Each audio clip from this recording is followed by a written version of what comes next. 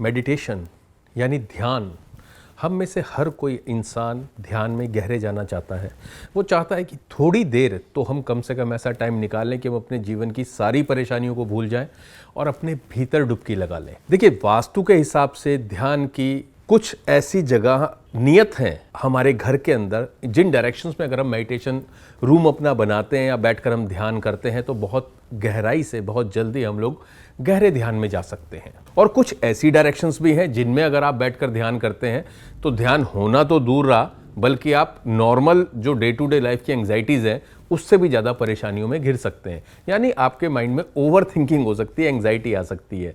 तो ऐसी कौन कौन सी डायरेक्शन है, आइए आज हम इस पर चर्चा करते हैं।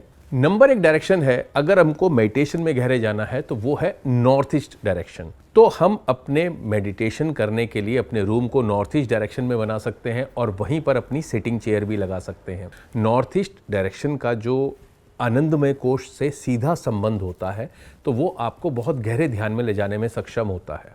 दूसरी डायरेक्शन है साउथ डायरेक्शन। ये रिलैक्सेशन और फेम की डायरेक्शन है। अगर आप साउथ डायरेक्शन में बैठकर भी ध्यान करते हैं तो वो भी आपको बहुत ज़्यादा हेल्प करता है मेडिटेशन को गहरा करने में।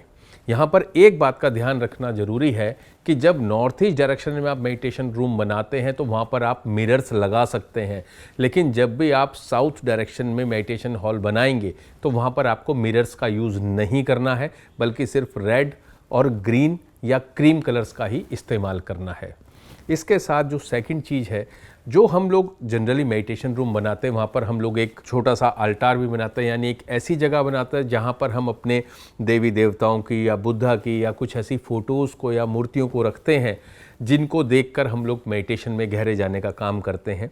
तो हमको ये अपने मेडिटेशन रूम के साउदर्न या वेस्टर्न पार्ट में बनाना चाहिए और उसी तरफ हमको, जैसे वेस्ट की तरफ अगर हम फेस करके मेडिटेशन करते हैं that is also very good. North east की तरफ कर सकते हैं, नॉर्थ की तरफ कर सकते हैं और ईस्ट की तरफ फेस करके भी हम मेडिटेशन कर सकते हैं। इसके अलावा आपके जो भी गुरु हैं, आपके ध्यान की जो भी आपकी परंपरा चली आती है, आप जिस भी विधि से आप ध्यान करते हैं या मेडिटेशन करते हैं, उसमें जिसको भी आप अपना गुरु मानते हैं उनकी फ़ोटो को अगर आप अपने घर के वेस्ट डायरेक्शन में लगाएंगे या अपने मेडिटेशन हॉल की वेस्ट डायरेक्शन पे अगर आप उसको लगाते हैं तो आपको उनकी तरफ से सहायता भी प्राप्त होनी शुरू हो जाती है, चाहे शरीरी या अशरीरी तौर पर भी।